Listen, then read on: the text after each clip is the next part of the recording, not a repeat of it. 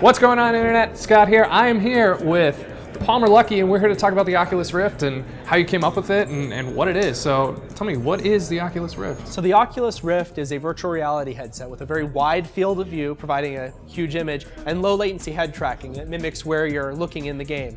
And it actually makes it feel like you're inside of the game, rather than just controlling someone else on a screen. All right, so when can we expect to see the consumer version of Oculus out? We're shipping over 10,000 dev kits very, very soon. Shipping is already in the early stages right now.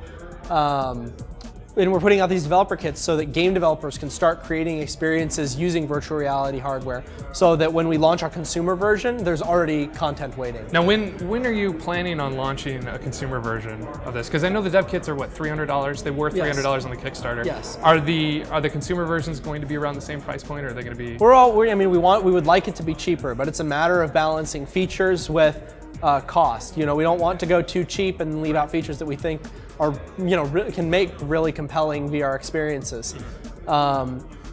We don't know exactly when we're going to launch it, because it depends on feedback from developers, what kind of content is available, and when we actually finish the next version itself. But the next version is going to be much higher resolution, much lighter weight and smaller. Think basically a pair of ski goggles, rather than a developer kit. Okay, cool.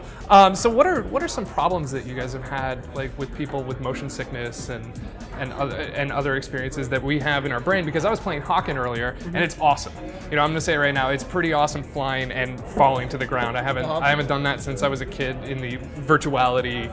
CS2000. Yeah, CS2000. Yeah. Oh, sorry, SU2000. Yeah, the Dactyl Nightmare one. Yeah. And my mind was blown at 10 years old, falling from the sky.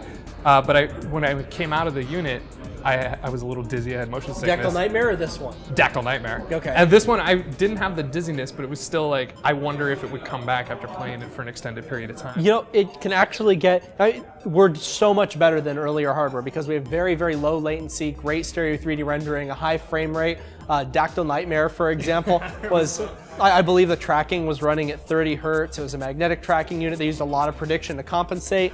Under ideal circumstances, it would run really smoothly, but it didn't. Those circumstances are not always ideal.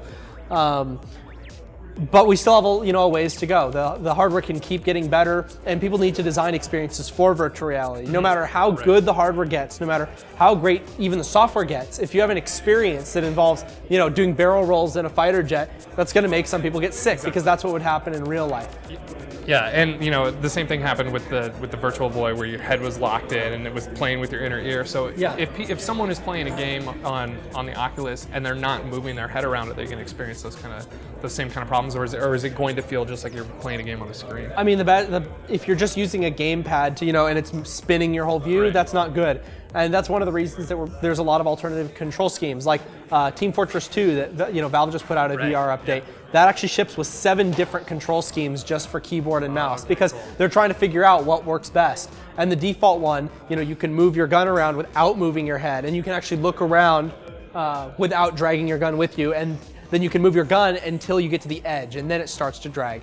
And that's maybe a much more natural control scheme than you would get by just mapping the head tracking onto the aim. Are you actually working on control schemes like haptic feedback gloves or anything? We're working on all kinds of different control schemes, input devices. We are working on haptics. Who knows where it's all going? As far as input schemes go, those are largely going to be left up to developers. Yeah, they have to figure out what works best, what's the most fun, what people really like using.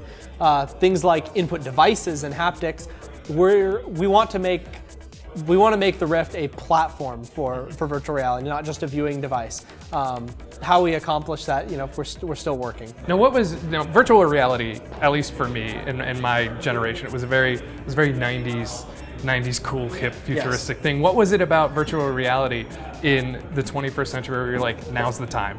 We know how to do it.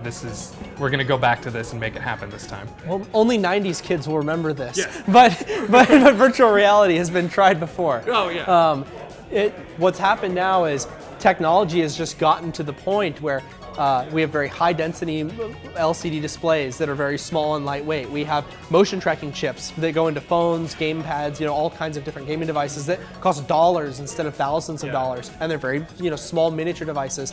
And we have graphical horsepower. We have computers that can render really lifelike environments, high frame rates in 3D, and those are things that you didn't have 2, 3, 5, yeah, you know, and especially 10 years ago. It's only now that all the pieces are coming together to really make all of this possible. Cool. Well, all right. Well, that's the Oculus. That's all the tech behind it. If you want to learn more, check out TechFeed and subscribe to the channel.